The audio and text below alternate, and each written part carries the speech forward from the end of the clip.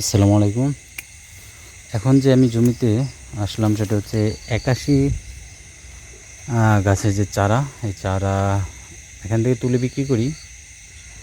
তো এখানে যে রোপণ করা আছে সেই গাছগুলি পরিচর্যায় দেখেন 81 যে গাছটা আছে সেটা আমরা ফার্নিচারের জন্য খুব, এটার কাঠ কিন্তু খুব ব্যবহৃত হয়।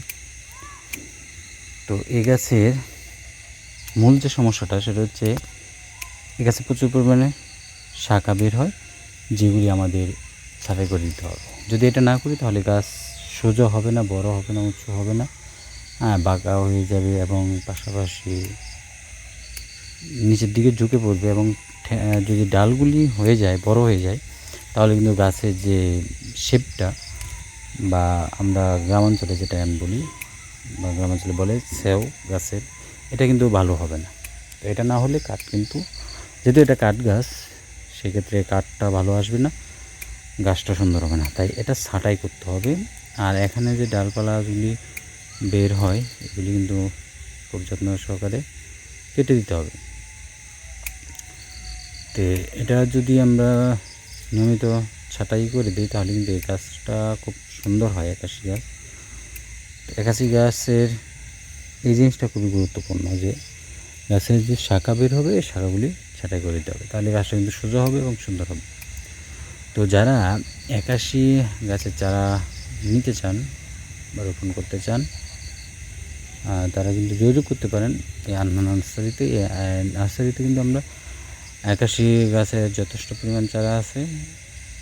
যদি উঁচু চারা নিতে চান নিতে পারবেন, এবং ছোট সাইজের নিতে চাইলেও নিতে পারবেন। এই নার্সারি অবস্থান তো আপনারা জানেন যে এটা হচ্ছে চালাকচর বাজার, মনোদী থানার ভিতরে চালাকচর বাজার।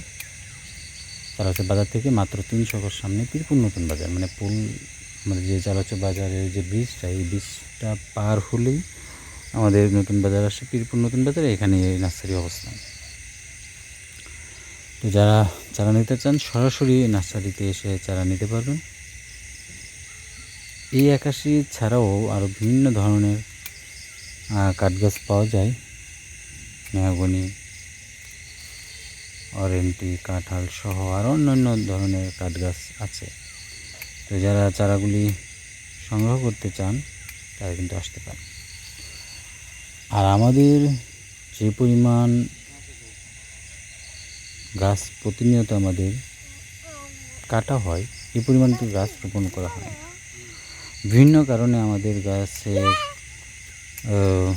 রোপণ কিন্তু কম হয়, কারণ বসত বাড়ি বাড়তেছে, আমাদের জায়গা জমি কমতেছে, যে বনায়ন, এই বনায়ন কিন্তু আমাদের হচ্ছে না।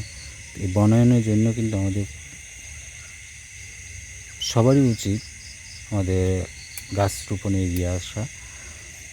এক্ষেত্রে এই কাঠ গাছ কিন্তু খুব গুরুত্বপূর্ণ, এটা দীর্ঘ সময় বাঁচে, যার কারণে রোপণ করলে আমরা দীর্ঘ সময় এটা থেকে উপকার পেতে পারি।